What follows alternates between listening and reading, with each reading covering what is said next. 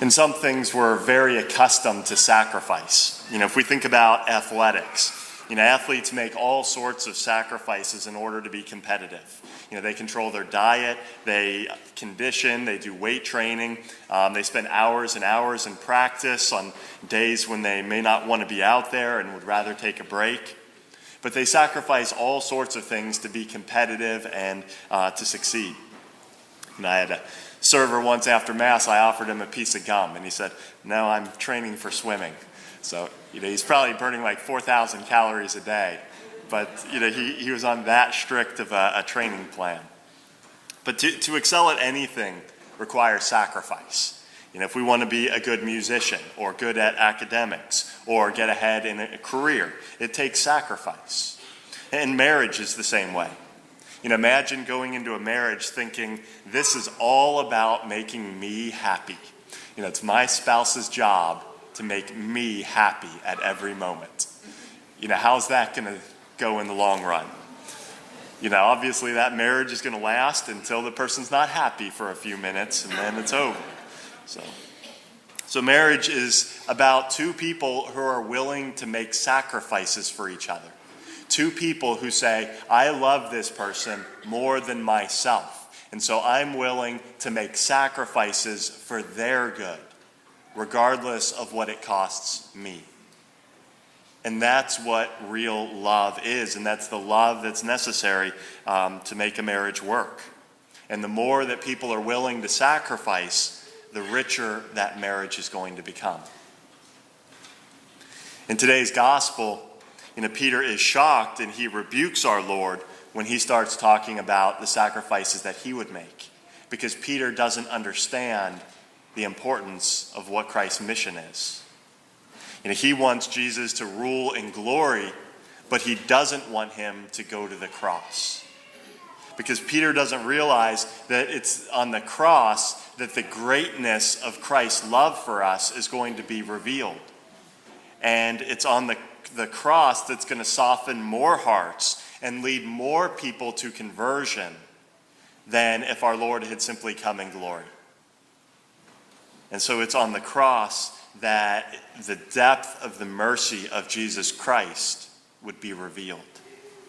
And so sacrifice was very essential to our Lord's plan of salvation. And with ourselves, it's important for us also to embrace sacrifice. The sacrifices we make for the Lord, the sacrifices we make for the church, and the sacrifices that we make for our family matter. And that's the path to greatness. It's when we die to ourselves to live for the Lord and for the church and for our family, that's when we attain greatness in our lives. Sometimes if we get resentful of the sacrifices that we have to face and we don't want to embrace those, or we can get discouraged by the sacrifices that we have to make in our life if we forget that these are the ways in which we're called to show greater love. And so, it's easy for us to recognize the importance of sacrifice in a sport or some other activity, but sometimes we don't recognize the importance of the sacrifices in our day-to-day lives. And part of that might be because we get to choose which sport we do. Sometimes the sacrifices that come to us in our state of life might not be the ones that we choose, but nevertheless, it's important that we embrace those. One of the temptations we need to avoid is the temptation to seek a comfortable life and to want to follow our Lord in a way that we just assimilate the gospel into our daily lives. Like we just live the way that we want, but we go to Mass on Sunday and just fit that in to a comfortable life that we want to live. But that's not embracing the cross like Christ calls us to. And so if we look at our lives, what are the different sacrifices that we might be called to make?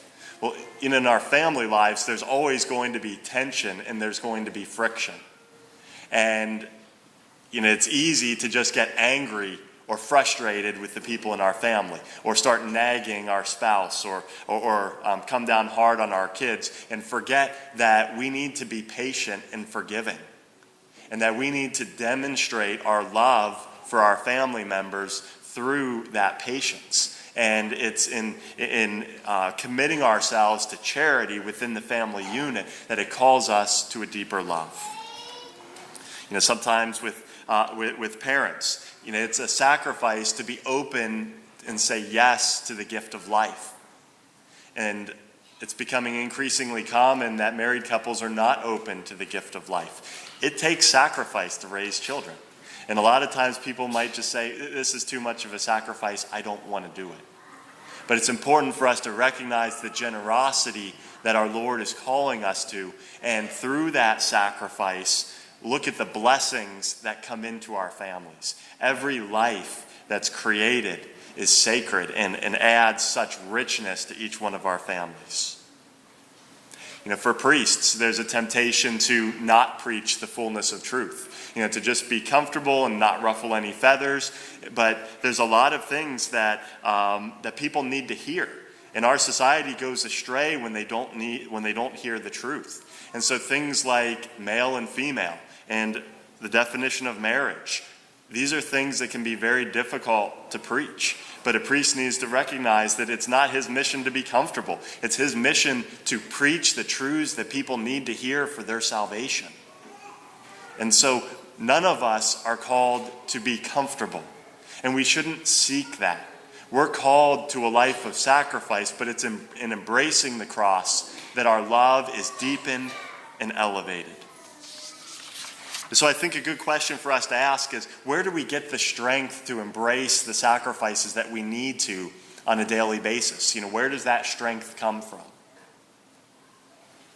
There was a man who once told me about his wedding mass.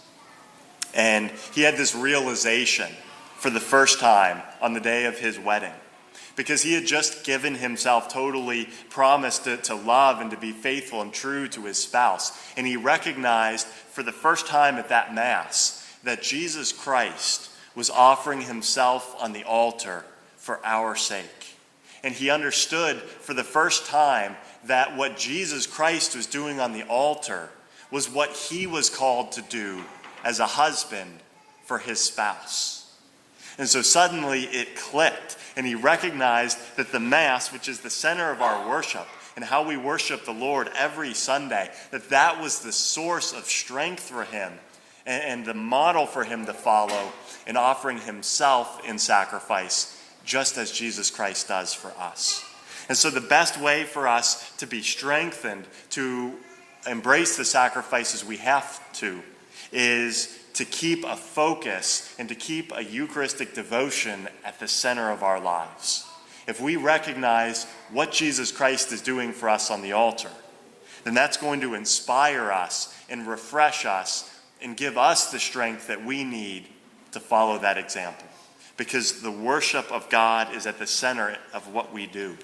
And we worship a Lord who sacrifices himself on the altar. This is the sacrifice of Calvary that's presented to us. And that's the source of our strength. And so I encourage us, as we reflect upon today's readings, first to ask, what are the sacrifices that we're called to embrace? And maybe there's some sacrifices that we haven't wanted to embrace and that we've been resentful about, or not handled well. What are the sacrifices that we're called to embrace? And secondly, to place the Eucharist at the center as the place where we go to find the strength that we need to make those sacrifices. And to make sure that prayer before the Eucharist is at the very center of our spiritual lives. And when we embrace those crosses, and when we're strengthened by the Eucharist, that's going to elevate the love within our families. It's going to elevate the love and the sacrifice that we show to the church. And it's going to enable us to live our lives for the glory of God. Remembering the words that Jesus speaks to us today. Whoever loses his life will find it.